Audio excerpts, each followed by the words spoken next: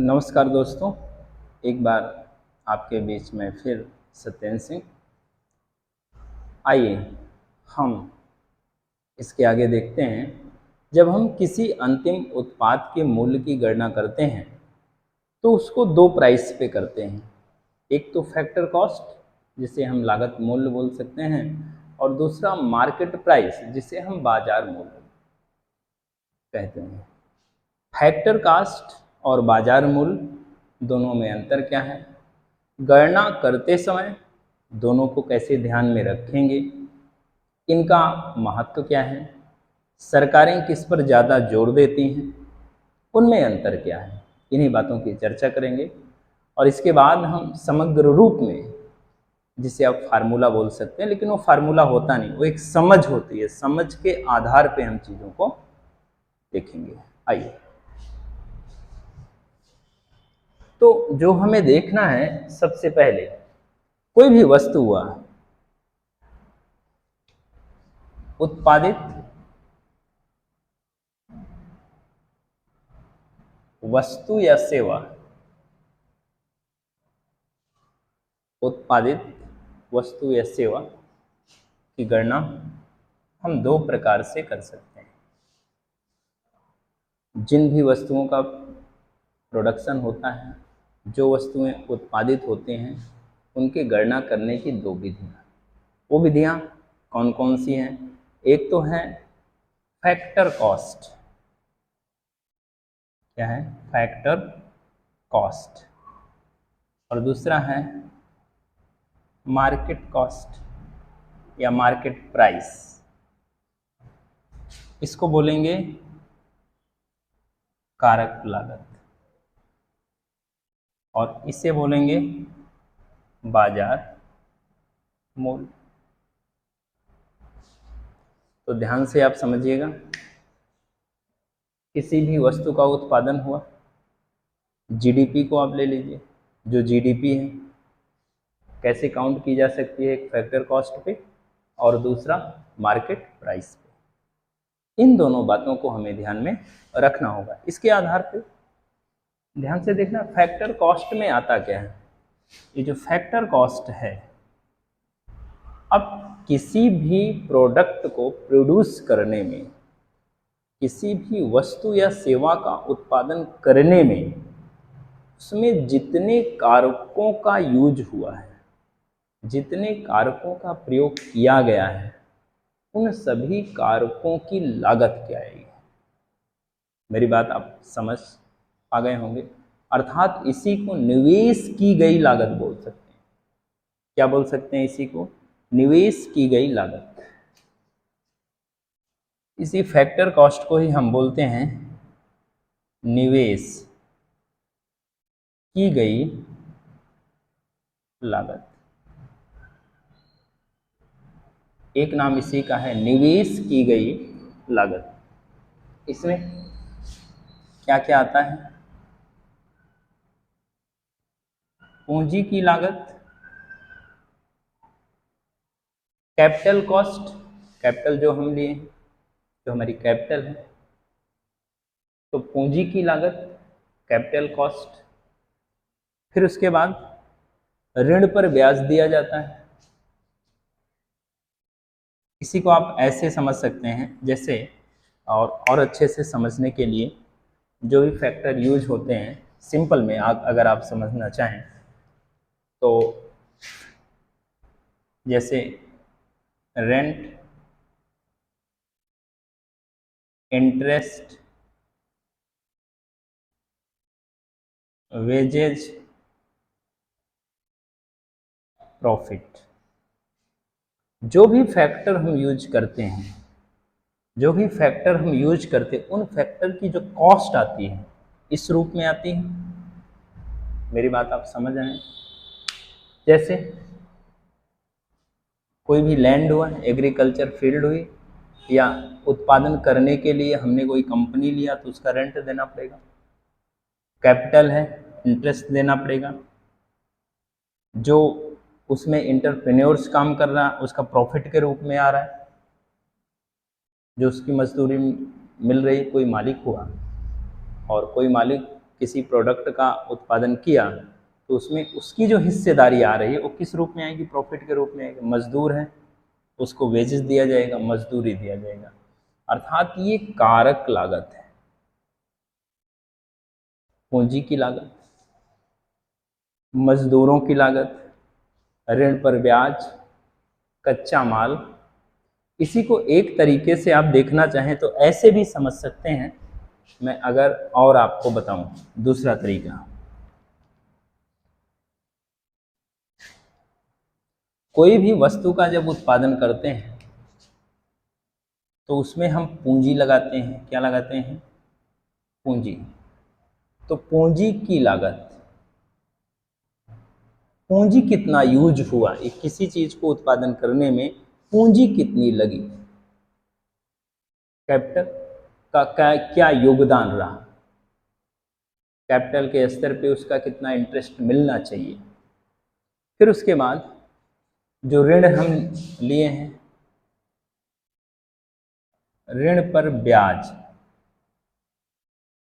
दूसरी बात ये, पहला पूंजी की लागत, दूसरा ऋण पर ब्याज, तीसरे स्तर पे कच्चे माल का उपयोग कर रहे हैं,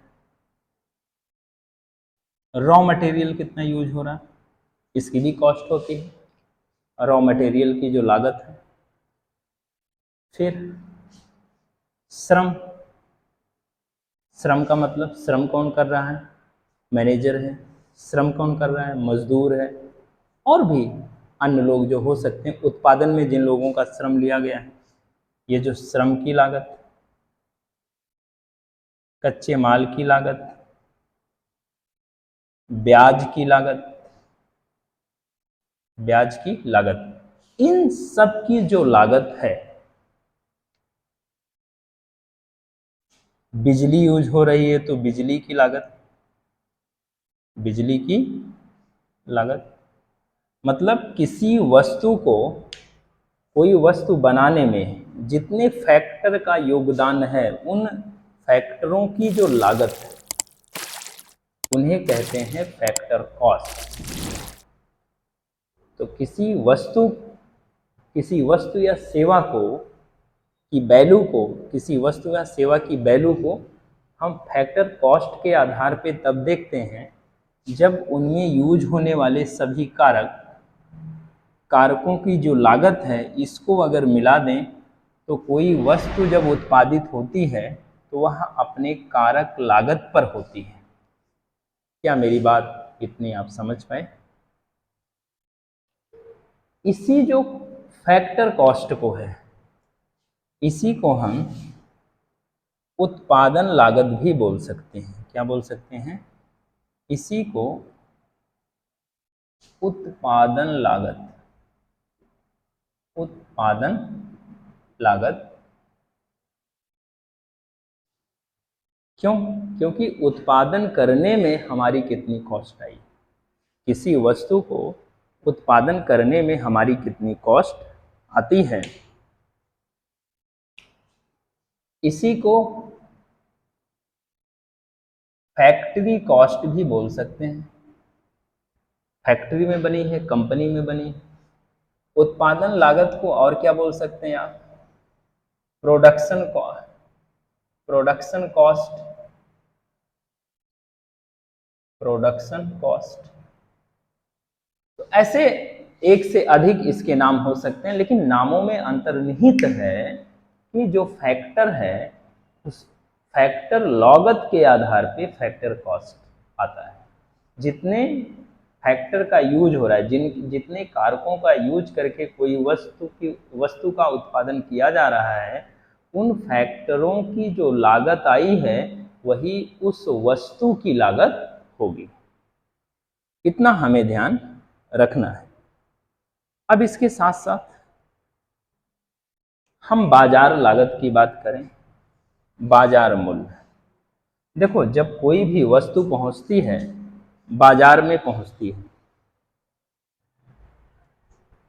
मालिक ने सामान बनाया, प्रोड्यूसर ने कोई वस्तु प्रोड्यूस किया, बाजार में जाएगा तो क्या लगेगा? टैक्स लगेगा। तो ये जो मार्केट प्राइस है या मार्केट कॉस्ट है, अर्थात ये मार्केट प्राइस आपका जो होता है factor cost plus indirect tax, सरकार ने जो टैक्स लगाया है, अर्थात इसी को कह सकते हैं कि अगर हम कारक लागत में क्या जोड़ दें, अप्रत्यक्ष कर, इन चीजों को अगर जोड़ दिया जाए, कारक लागत में अगर अप्रत्यक्ष कर को हम जोड़ देते हैं तो हमें बाजार मूल्य की प्राप्ति हो जाती है। इसको कहते हैं वह लागत जिस पर वस्तु बाजार में पहुंचती है, अर्थात वह लागत जिस पे वस्तु शोरूम में पहुंचती है। मान लीजिए किसी मालिक ने एक बाइक का यूज किया, तो किसी मालिक ने एक बाइक का प्रोडक्शन किया, एक बाइक का उत्पादन किया, बाइक को उत्पादन करने में उसकी जो फैक्टर लागत आई, जितने भी कारक यूज किए हैं, पूंजी हुआ, ऋण हुआ, रॉ मटेरियल कच्चा माल हुआ, श्रम हुआ, बिजली हुआ, अन्य भी और जो चीज़ें यूज हुई हैं, उनकी फैक्टर कॉस्ट आई 40,000। मार्केट में जब जाएगी तो इस पर क्या लगेगा, टैक्स लगेगा। सरकार ने 20,000 क्या लगा दिया, टैक्स लगा दिया, तो वो 40-20 कितने की हो गई, बाइक 60 की हो गई। अर्थात मार्केट की लागत कितनी है, 60,000। कहने का मतलब फैक्टर कॉस्ट में जब सरकार के टैक्स जोड़ दिए जाएं, अप्रत्यक्ष कर जोड़ दिया जाए, तो वो क्या बन जाता है, वो बाजार मूल्य बन जाता है, मार्केट कॉस्ट बन जाता है। इसी को हम मार्केट प्राइस भी बोलते हैं। अब एक चीज और ध्यान में रखना है, पहले जो राष्ट्रीय आय की गणना थी, 2015 से पहले राष्ट्रीय आय की गणना फैक्टर कॉस्ट पे की जाती थी, लेकिन 2015 से राष्ट्रीय आय की गणना, राष्ट्रीय आय का मतलब नेशनल इनकम, इसकी गणना मार्केट प्राइस पर की जाती है, बाजार मूल्य पर की जाती है। तो इतनी बातें हमें ध्यान में रखना है। और इसका निर्धारण किसके द्वारा, ये गणना करता कौन है, CSO, एक ऑर्गेनाइजेशन है, उसके द्वारा किया जाता है, सेंटर स्टैटिस्टिक्स ऑर्गेनाइजेशन। ये आप ध्यान में रखना है। 2015 से पहले राष्ट्रीय आय की गणना बाजार मूल्य पे नहीं की जाती थी, 2015 से शुरू हुआ है, अर्थात 2015 के पहले राष्ट्रीय आय की गणना फैक्टर कॉस्ट पर की जाती थी। अब हम इसके आगे कुछ चीज़ों को देखेंगे और कुछ चीज़ों को समझेंगे। ग्रॉस वैल्यू एडिशन,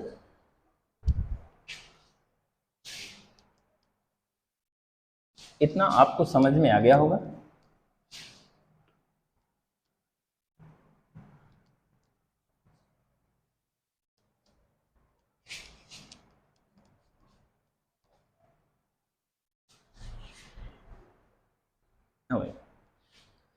देखो,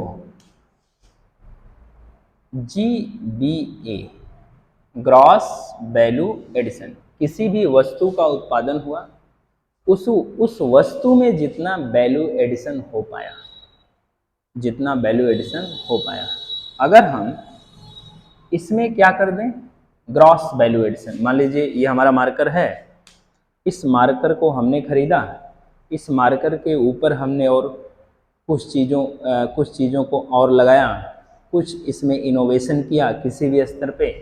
आप ना समझ पाए तो ऐसे समझिए, मान लीजिए आम है, आम से मैंने अचार बनाया, उसमें थोड़ा सा और इनोवेशन किया, तो आम जो है महंगा हो गया। क्यों, आम से अचार बन गया और अचार में और इनोवेशन हो गया, तो अब वो आम जब अचार के फॉर्म में आया तो उसकी वैल्यू बढ़ गई, काफ़ी बढ़ गई।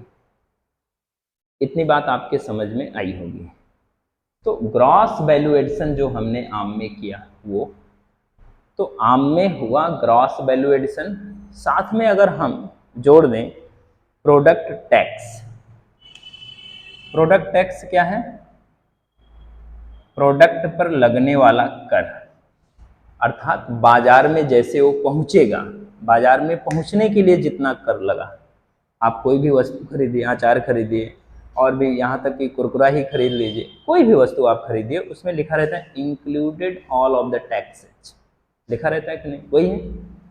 जीबीए हुआ, कुरकुरा बना, किसी वस्तु का बना जो पहले सस्ती थी और जब कुरकुरे के फॉर्म में आई, या मान लीजिए गेहूं से हमने बिस्किट बनाया, गेहूं के आटे से बिस्किट के फॉर्म में आया, तो वो ग्रॉस वैल्यू एडिशन हुआ बिस्किट, तो बिस्किट का मूल्य ज़्यादा हुआ गेहूं की तुलना में।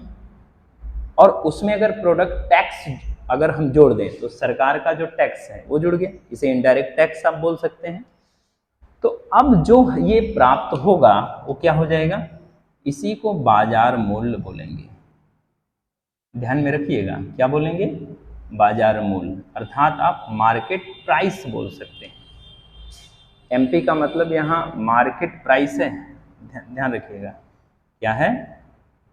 मार्केट प्राइस, बाजार मूल्य। अब देखिए, बाजार मूल्य भी दो तरीके का, बाजार मूल्य दो तरीकों से निकाला जाता है। एक तो करंट के स्तर पे, current market price, constant market price, आई। तो ध्यान रखिएगा, ये बहुत इंपॉर्टेंट है, समझना भी इंपॉर्टेंट है। तो मार्केट प्राइस,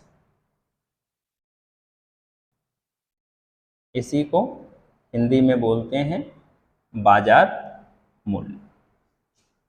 कितने रूपों में होता है?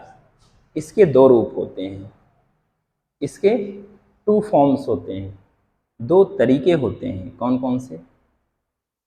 तो कोई भी मूल्य जब निकाला जाता है, कोई भी मूल्य जब निकाला जाता है, कांस्टेंट और करंट, हम इस यहाँ पे जो मार्केट प्राइस हम रख रहे हैं, आप इसे ज़्यादा बेहतर समझने के लिए केवल प्राइस रखें, मूल्य। तो मूल्य कितने प्रकार के हो सकते हैं? दो, एक तो कांस्टेंट और दूसरा करंट। यही समझिएगा, कांस्टेंट का मतलब होता है स्थिर, परिवर्तन नहीं है, और करंट का मतलब परिवर्तनीय है, चेंजेबल है। ये जो करंट होता है इसमें इन्फ्लेशन इंक्लूडेड होता है। क्या होता है? इन्फ्लेशन, इसमें इन्फ्लेशन शामिल होता है। और इन्फ्लेशन को आप हिंदी में बोलते हैं महंगाई, महंगाई, ठीक है ना? महंगाई घट रही है, बढ़ रही है, उसका इफेक्ट करंट पर होता है। कांस्टेंट के स्तर पे यहाँ पे बेस ईयर काम करता है, जो बेस ईयर हमने ले लिया है उसी का इफेक्ट रहेगा, करंट ईयर का इफेक्ट इस पर नहीं पड़ेगा। महंगाई चाहे जितना बढ़े या जितना घटे, उसका इफेक्ट यहाँ पे नहीं पड़ेगा। यहाँ पे इफेक्ट किसका पड़ेगा? यहाँ पे इफेक्ट उसी का पड़ेगा जिसको बेस ईयर माना गया है। बेस ईयर आप समझ रहे हैं, सरकार कुछ सालों में, जैसे अब आप ये मान लीजिए अभी कुछ समय पहले जो हमारे यहाँ बेस ईयर माना गया है वो 2011-12 को माना गया है, और ये कहा गया है कि लगभग 5 साल में इस पर परिवर्तन किया जाए। तो 2011-12 हमारा बेस ईयर है। बेस ईयर उसी को माना जाता है जहाँ पे आर्थिक स्थिति और इन्फ्लेशन की दर कंट्रोल में हो, अर्थात इन्फ्लेशन जहाँ कंट्रोल रहे, बहुत ज़्यादा ऊपर नीचे ना जाए, तो उस वर्ष को माना जाता है। तो जब यहाँ पे मोदी गवर्नमेंट आई तो मोदी गवर्नमेंट ने 2011-12 को बेस ईयर के रूप में माना। तो इस बेस ईयर का इफेक्ट कांस्टेंट पर पड़ेगा, बेस ईयर का इफेक्ट करंट पर नहीं पड़ेगा, करंट का इफेक्ट करंट ईयर पर पड़ेगा। मतलब करंट ईयर का इफेक्ट करंट पर पड़ेगा, करंट प्राइस पर। अगर रेट बढ़ रहा है तो उसका इफेक्ट इस पे पड़ेगा, रेट घट रहा है तो उसका इफेक्ट इस पे पड़ेगा, लेकिन यहाँ पर बढ़ने या घटने का कोई इफेक्ट नहीं पड़ेगा। यहाँ पे इफेक्ट उसी का पड़ेगा जिसको हमने बेस ईयर माना है। तो मेरी बात इतनी आपके समझ में शायद आ गई होगी। आप ऐसे बोल सकते हैं कि यहाँ पे जो मुद्रास्फीति होती है हमारी, इसमें मुद्रास्फीति को जोड़ा जाता है, इसमें मुद्रास्फीति को जोड़ा जाता है, अर्थात महंगाई को जोड़ा जाता है। यहाँ पे मुद्रास्फीति या महंगाई को नहीं जोड़ा जाता। मेरी बात समझ पाए होंगे? यहाँ पे मुद्रास्फीति को जोड़ा जाता है और यहाँ पर मुद्रास्फीति या महंगाई को नहीं जोड़ा जाता। मेरी बात यहाँ तक आपके समझ में आ गई होगी। अब हम इसके कुछ फॉर्मेट देखते हैं।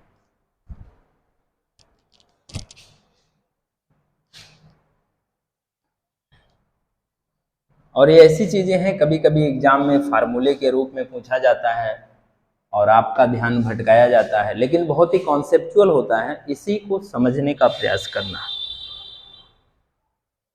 जैसे हमने लिया ग्रॉस नेशनल प्रोडक्ट, जीएनपी, नाम आपने सुना होगा। आप अगर इसके पहले की वीडियो देखें तो इसको मैंने डिटेल में बताया भी है। तो ग्रॉस नेशनल प्रोडक्ट, और इसको अगर हम लें मार्केट प्राइस पर, तो राष्ट्रीय आय की गणना अब किस पर की जाती है? ध्यान रखिएगा, मार्केट प्राइस पर, बाजार मूल्य पर। ध्यान रखिएगा, एग्जाम में आ भी सकता है। तो gross national product at market price, अगर इसमें से gross national product at market price, सकल राष्ट्रीय उत्पाद किस पर? एमपी का मतलब बाजार मूल्य पर, इसमें से अगर हम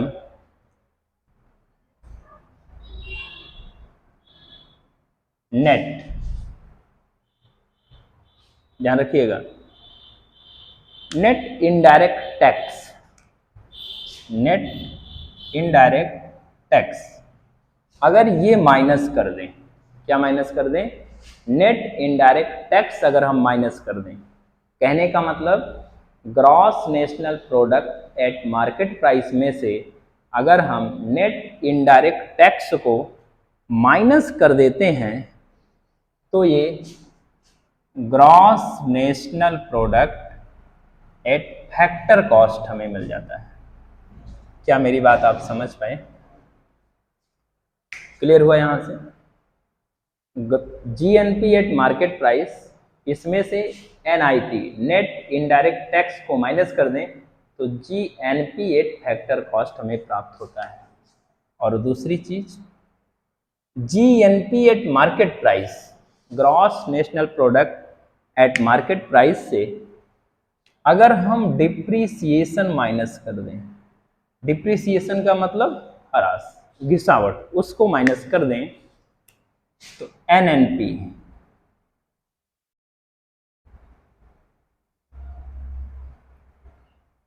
एनएनपी क्या होगा?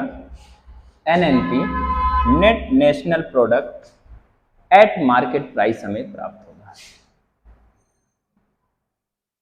इस चीज को ध्यान रखना, gross national product at market price से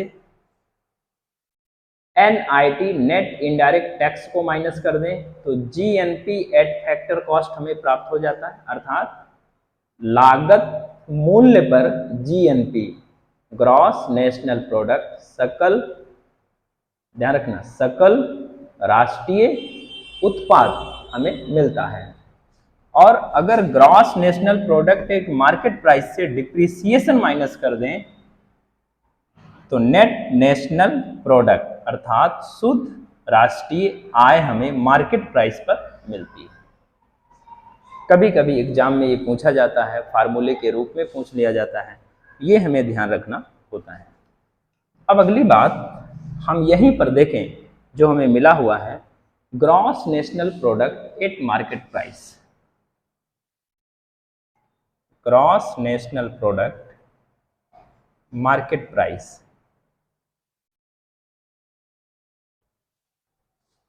gross national product at market price में से अगर हम net factor income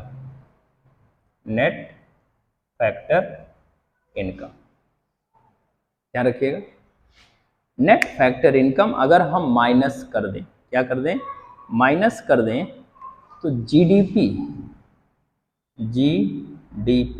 eight market price हमें मिलती है। शुद्ध कारक आय, नेट फैक्टर इनकम। अब यहां नेट फैक्टर इनकम एब्रॉड भी लगा सकते हैं आप, ध्यान रखिएगा। Gross national product at market price में से, gross national product at market price में से नेट फैक्टर इनकम अगर हम माइनस कर दें तो GDP gross domestic product at market price प्राप्त हो जाएगा। इसी को NFIA एब्रॉड मतलब बाहर से जो इनकम हमें प्राप्त हो रही है उसको माइनस कर दें। बाहर से इनकम हमारी प्लस में भी होती है और माइनस में भी होती है, लेकिन बाहर से जितनी इनकम प्राप्त होती है उससे ज़्यादा इनकम चली जाती है, ये आप ध्यान में रखिएगा। इसीलिए जो हमारा ग्रॉस नेशनल प्रोडक्ट होता है और ग्रॉस डोमेस्टिक प्रोडक्ट इसीलिए हमेशा ज़्यादा होगा और ये हमेशा कम होगा। मेरी बात आप समझ रहे होंगे। Net factor income from abroad, बाहर हमें बाहर से जो आय होती है, बाहर से जो आय होती है और हमारे यहाँ से जो आय दूसरों को होती है उसका जो योग होता है, प्लस में है कि माइनस में, तो हम देखते हैं हमें घाटा रहता है तो उसी वैल्यू को यहाँ माइनस करते हैं। अब आइए इसके आगे जो हमें समझना है, NNP net national product at market price. क्या चीज देख रहे हैं, net national product at market price में से अगर हम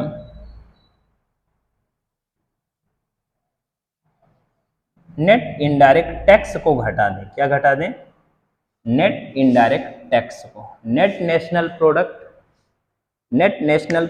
एट मार्केट प्राइस में से, net national product at market price में से नेट इनडायरेक्ट टैक्स घटा दें।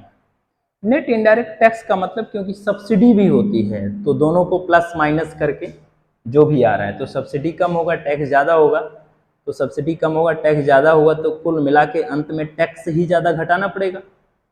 तो कहने का मतलब जो टैक्स बचा सब्सिडी के साथ सम करने के बाद उसको हम क्या करेंगे, माइनस कर देंगे, इसमें से घटा देंगे नेट इनडायरेक्ट टैक्स को। तो एनएनपी एक फैक्टर कॉस्ट, कारक लागत पर हमें नेट नेशनल प्रोडक्ट शुद्ध राष्ट्रीय उत्पाद हमें प्राप्त होगा। इतनी बात मेरी आपके समझ में आई होगी। और ये जो फैक्टर कॉस्ट है इसी को नेशनल इनकम भी कहते हैं। लेकिन अब नेशनल इनकम किसको कहा जाता है, नेट नेशनल प्रोडक्ट एक फैक्टर कॉस्ट को कहा जाता है कि नेट नेशनल प्रोडक्ट एक मार्केट प्राइस को कहा जाता है। तो अब मार्केट प्राइस पर कहा जाता है, ये पहले फैक्टर कॉस्ट को बोला जाता था, ये ध्यान में रखना। पहले इसे बोला जाता था, कब बोला जाता था, 2015 के पहले। 2015 से हमने क्या इसको कर दिया, चेंज कर दिया। अब फैक्टर कॉस्ट पे नहीं, मार्केट प्राइस पे कहा जाने लगा। ये पहले के लिए, पहले इस पे कहा जाता था। तो अब आइए इसके आगे अगर आप ध्यान से देखें, gross national product GNP eight market price, gross national product GNP eight market price, इसके साथ अगर देखें, अच्छा जीएनपी एट मार्केट प्राइस तो हमने यहां ले लिया, जीएनपी एट फैक्टर कॉस्ट को लो जरा, जीएनपी मार्केट प्राइस की जगह G gross national product at factor cost, क्या लिया हमने, gross national product at factor cost से अगर हम डिप्रीसिएशन माइनस कर दें, डिप्रीसिएशन का मतलब ह्रास, जो घिसावट है, तो gross national product at factor cost से अगर हम डिप्रीसिएशन माइनस करते हैं तो नेट नेशनल प्रोडक्ट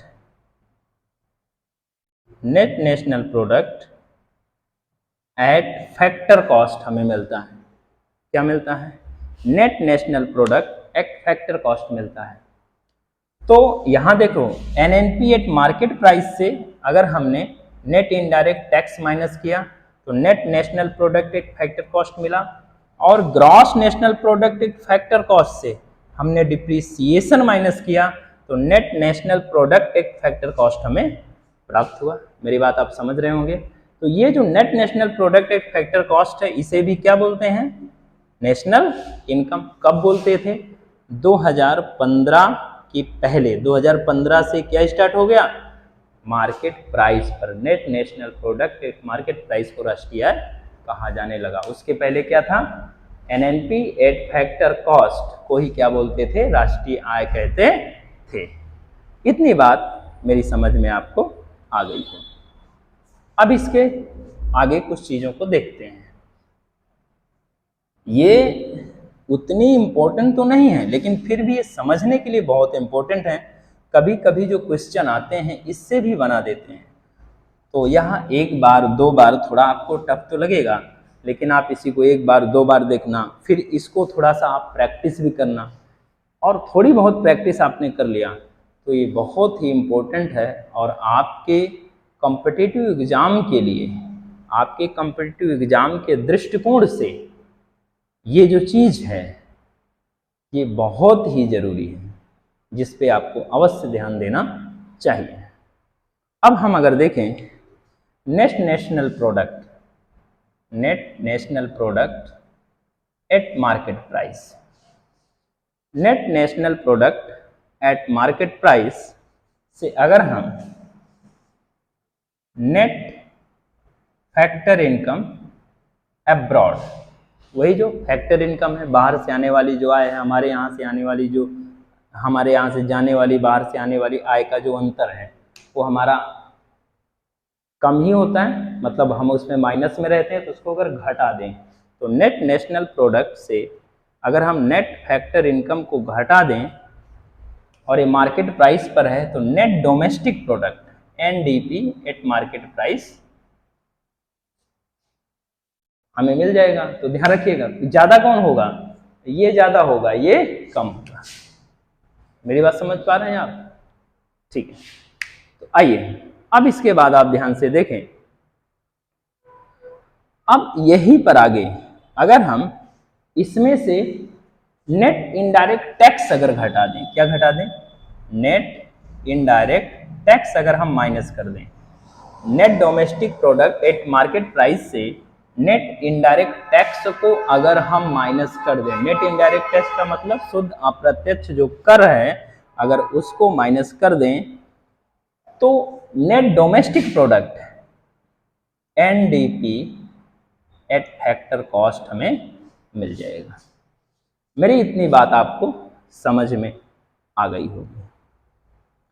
अब आगे के क्रम में एक और देखिएगा, ग्रॉस नेशनल प्रोडक्ट जीएनपी, एक ये भी देखो। अब GNP eight factor cost, GNP को किस पे ले रहे हैं? फैक्टर कॉस्ट, कारक लागत पे। हमने बता दिया है कारक लागत क्या होता है और मार्केट प्राइस क्या होता है, दोनों हमने बताया है। तो अब जीएनपी ग्रॉस नेशनल प्रोडक्ट अर्थात सकल राष्ट्रीय उत्पाद को कारक लागत पर अगर हम लें और इसमें से सकल राष्ट्रीय उत्पाद कारक लागत पर, इसमें से अगर हम NFI net factor income abroad, बाहर से जो फैक्टर इनकम हमें प्राप्त हो रही है वो होती है माइनस में, तो उसको हम यहाँ से माइनस करेंगे। जब माइनस करेंगे तो जीडीपी एट फैक्टर कॉस्ट हमें प्राप्त होगा, gross domestic product at factor cost. ये हमेशा ज़्यादा होगा, ये हमेशा कम होगा। आपको मैंने बताया क्यों होगा, क्योंकि हम बाहर से जितनी आय प्राप्त करते हैं उससे ज़्यादा आय बाहर के लोग हमारे यहाँ से प्राप्त कर लेते हैं। ये ध्यान में रखना। गूगल हुआ, माइक्रोसॉफ्ट हुआ, ट्विटर हुआ, फेसबुक हुआ, ये सब हमारे यहाँ से ज़्यादा कमा के चले जाते हैं। हमारे यहाँ के बहुत सारे लोग बाहर से कमा के लाते हैं, उससे कई गुना लेके ये कंपनियां चली जाती हैं, 2 3 4। अब इसके बाद आप ध्यान से देखिए, तो जीडीपी एक फैक्टर कॉस्ट हमें मिला। अगर हम इसमें से डिप्रिसिएशन माइनस कर दें, क्या माइनस कर दें? डिप्रिसिएशन। ग्रॉस डोमेस्टिक प्रोडक्ट एक फैक्टर कॉस्ट से अगर हम डिप्रिसिएशन माइनस कर दें तो नेट डोमेस्टिक प्रोडक्ट एक फैक्टर कॉस्ट, क्योंकि नेट आ जाएगा, नेट डोमेस्टिक प्रोडक्ट एक फैक्टर कॉस्ट मिल गया, क्योंकि ये ग्रॉस है। ग्रॉस से अगर डिप्रिसिएशन माइनस करेंगे, ग्रॉस से डिप्रिसिएशन माइनस करेंगे तो क्या मिल जाएगा? नेट मिल जाएगा। मेरी इतनी बात आपके समझ में आ गई होगी। अब एक चीज और देखिए, नेट नेशनल प्रोडक्ट एक factor cost, net national product at factor cost. Formula और देखिए, net national product at factor cost से अगर हम नेट फैक्टर इनकम एब्रॉड अगर माइनस कर दें, क्या माइनस कर दें? नेट फैक्टर इनकम एब्रॉड, तो net domestic price NDP, net domestic price NDP at factor cost प्राप्त होगा। एनडीपी एक फैक्टर कॉस्ट मिल जाएगा। इतनी चीज आपके समझ में लगभग आ गई होगी। अब इसके साथ साथ कुछ चीजें आपको और देखनी है जो इम्पोर्टेंट भी है और जो हमारे लिए जरूरी भी है। आइए उसी को देखते हैं। इतना आपके समझ में आ गया? Net national product factor cost से नेट फैक्टर इनकम एब्रॉड अगर हमने घटा दिया तो नेट डोमेस्टिक प्रोडक्ट क्या आ जाएगा? एट फैक्टर कॉस्ट हमको मालूम चल जाएगा। यहाँ तक अगर किसी को कोई दिक्कत हो तो आप सब कमेंट करके बताइएगा, अपनी बात रखिएगा। अब हम थोड़ा सा इसको आगे की तरफ जानते हैं और भी चीज़ें इसमें हम जोड़ने का प्रयास करते हैं।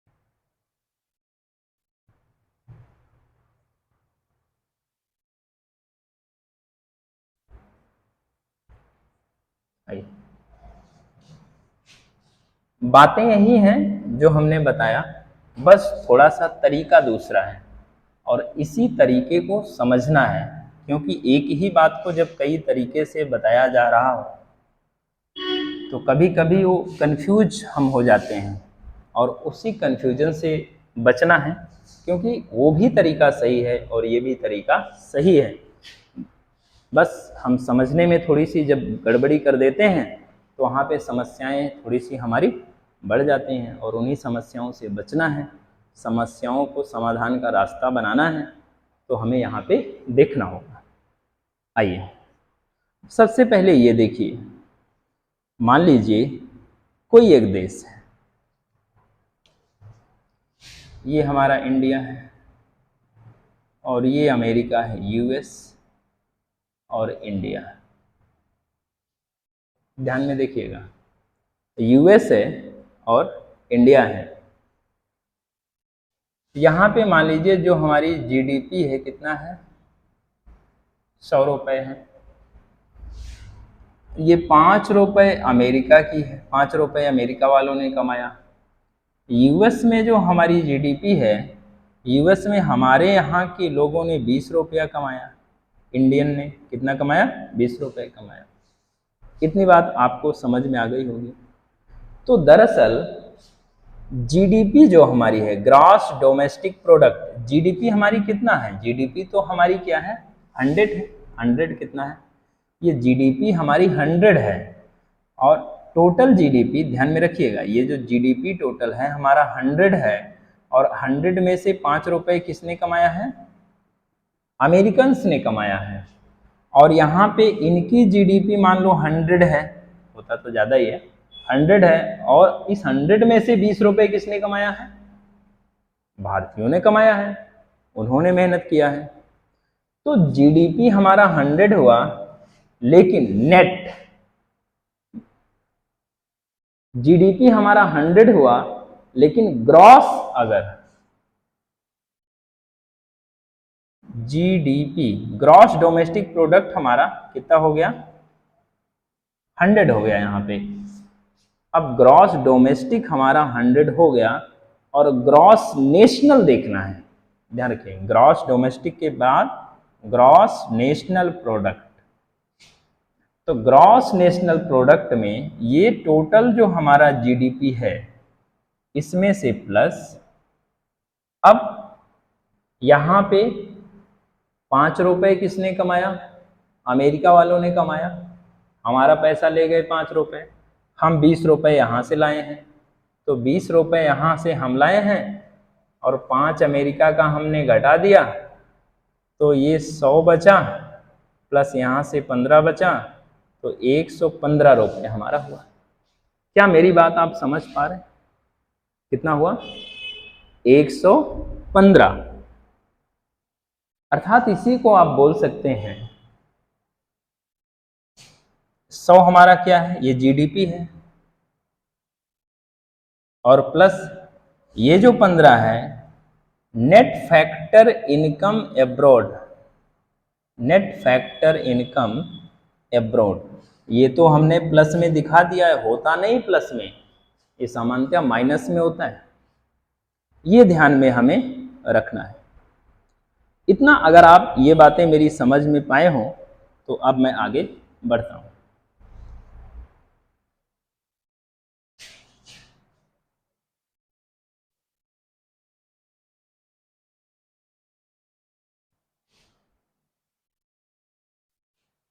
अब उसी को जीडीपी एट मार्केट प्राइस, क्या है, जीडीपी एट मार्केट प्राइस में नेट फैक्टर इनकम एब्रॉड को अगर जोड़ दिया जाए, क्या किया जाए, जीडीपी एट मार्केट प्राइस में इस तरीके से देखो, नेट फैक्टर इनकम एब्रॉड को अगर जोड़ दिया जाए तो ये ग्रॉस जो है, ग्रॉस डोमेस्टिक प्रोडक्ट हमारा ग्रॉस नेशनल प्रोडक्ट बन जाता है, gross national product at market price. क्या मेरी बात इतना आप समझ पाए, ग्रॉस नेशनल प्रोडक्ट बन जाता है।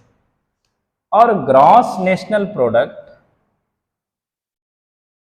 एट मार्केट प्राइस से अगर हम क्या करें, gross national product at market price से अगर हम डिप्रीसिएशन माइनस कर दें, क्या माइनस कर दें, डिप्रीसिएशन, इसी को हरास भी बोलते हैं, ये शॉर्ट फॉर्म में डीईपी मैंने लिख दिया है, इसी को हरास भी बोलते हैं। डिप्रीसिएशन मैं माइनस कर दूं तो net national product at market price, net national product at market price बन जाता है। और ये जो net national product market price है, ध्यान रखिए इसी को क्या बोलते हैं, नेशनल इनकम, क्या बोलते हैं, नेशनल इनकम। पहले 2015 से पहले क्या बोलते थे, net national product at factor cost को नेशनल इनकम बोलते थे, लेकिन 2015 से net national product at market price को नेशनल इनकम बोलते हैं। बहुत इंपॉर्टेंट है, ध्यान में रखिएगा। इसी को हिंदी में राष्ट्रीय आय बोलते हैं, क्या बोलते हैं, राष्ट्रीय आय। मेरी बात इतनी आपके समझ में आ गई होगी। अब यहां ध्यान में रखना है जो हमने निकाला है, net national product at market price, ये वाला net national product at market price, मतलब नेट का मतलब शुद्ध राष्ट्रीय उत्पाद, किस पर, मार्केट प्राइस का मतलब बाजार मूल्य पर। इसमें से अगर हम माइनस कर दें, क्या कर दें, माइनस कर दें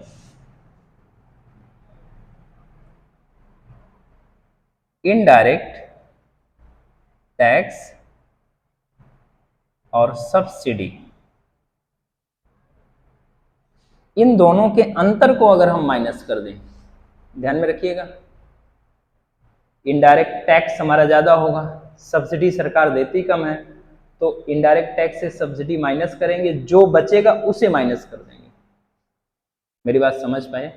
तो इनडायरेक्ट टैक्स माइनस सब्सिडी को अगर हम माइनस कर देंगे तो एनएनपी एक फैक्टर कॉस्ट हमारा बच जाएगा, net national product at factor cost.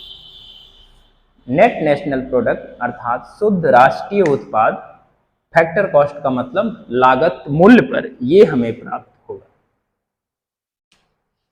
एक और है GDP, gross domestic product, market price पर, gross domestic product at market price पर अगर हमारा है, और इसमें से डिप्रिसिएशन अगर हम माइनस कर दें, क्या माइनस कर दें? डिप्रिसिएशन माइनस, पूरा ही लिख दे रहे हैं डिप्रिसिएशन की फुल, हाँ इसी को ह्रास बोलते हैं। Gross domestic product at market price से अगर हम डिप्रिसिएशन को माइनस कर दें तो हमें नेट मिलता है। ग्रॉस से क्या मिल जाएगा? Net. Net domestic product at market price हमें प्राप्त होगा। Net domestic product at market price हमें प्राप्त होगा। इतनी बातें अगर आपके समझ में आ गई हैं तो इसी में हम आगे देखते हैं थोड़ा सा, और इसको समझते समय आप लिखते भी रहिएगा तो आपका कॉन्सेप्ट और क्लियर होगा। एक दो बार आप प्रैक्टिस भी करिएगा और समझ में आएगा। थ्योरी भी पढ़िएगा, आगे के जो वीडियो हैं एक बार दो बार देखिएगा, बहुत अच्छे से क्लियर हो जाएगा। अब यहाँ पे जो देखना है, net domestic product, net domestic product at market price, मतलब मार्केट प्राइस का मतलब बाजार मूल्य।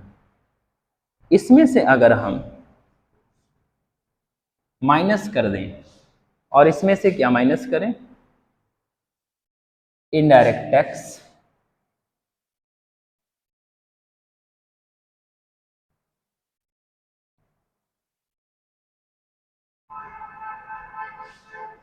Indirect tax minus subsidy.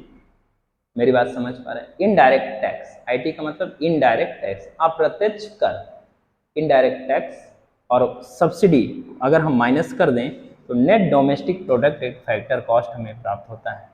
Net domestic product एक फैक्टर कॉस्ट में प्राप्त हो जाता है। तो मेरी इतनी बात आपके समझ में आ गई होगी। कुछ चीज़ें मैं और इसमें आपको बता दूं, जैसे जो मार्केट प्राइस होता है, ध्यान में देखिएगा, मार्केट प्राइस क्या होता है? फैक्टर कॉस्ट में अगर हम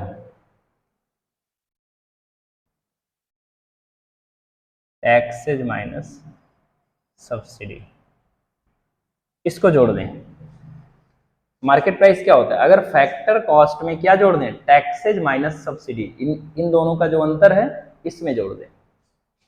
ये अंतर प्लस में भी हो सकता है, माइनस में भी हो सकता है, लेकिन टैक्स ही जाके बचेगा, टैक्स ज़्यादा होता है इसीलिए यहाँ पे प्लस में बचता है, तो इसमें जोड़ देंगे तो ये वैल्यू ज़्यादा हो जाएगी और हो जाता है मार्केट प्राइस। अब जैसे आप अगर देखना चाहें तो अब एक अगर हम एग्जाम्पल लें, एक अगर मैं लूँ, जैसे मार्केट प्राइस है, मान लीजिए कोई वस्तु है उसका मार्केट प्राइस कितना है? 110 रुपये है। मार्केट प्राइस क्या है? 110 रुपये। फैक्टर कॉस्ट क्या है? 100 रुपये। और ये जो वैल्यू है टैक्सेस माइनस जो सब्सिडी है, इसकी जो वैल्यू है ये है मान लो 10 रुपये। मेरी बात समझ रहे हैं आप? तो अगर हमें फैक्टर कॉस्ट निकालना होगा तो फैक्टर कॉस्ट इक्वल क्या हो जाएगा? मार्केट प्राइस, इसमें से इसको क्या करेंगे? माइनस कर देंगे। Market price minus taxes minus subsidy,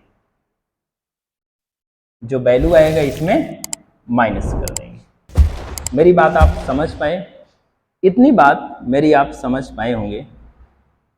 तो अब यहाँ से आप इन चीज़ों को ध्यान में रखिएगा। तो इस फार्मूले से हम इसको निकाल सकते हैं। यहाँ पे एग्जाम्पल मैंने आपको बता दिया, 1 या 2 बार इसका रिवीजन कर लेंगे। कोई भी प्रॉब्लम या कोई भी समस्या होती है तो आप कमेंट करके अपनी बात रख सकते हैं, आप बता सकते हैं।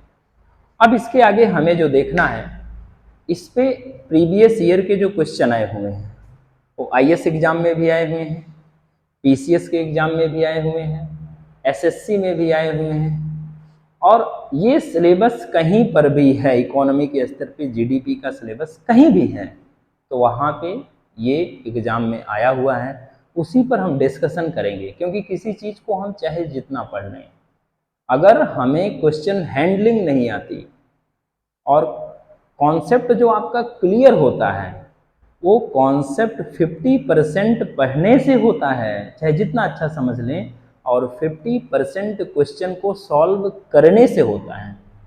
ठीक वैसे ही जैसे आप कोई दांव, कोई विद्या, कोई तरीका कितना भी अच्छा सीख लें, लेकिन उसकी प्रयोग वो जो उसका जो यूज होता है, उसकी जो सही उसकी जो एक सही तरीके से आप उसकी जांच परख करते हैं, जब उस प्रकार की समस्या आती है तभी आप जांच परख कर सकते हैं।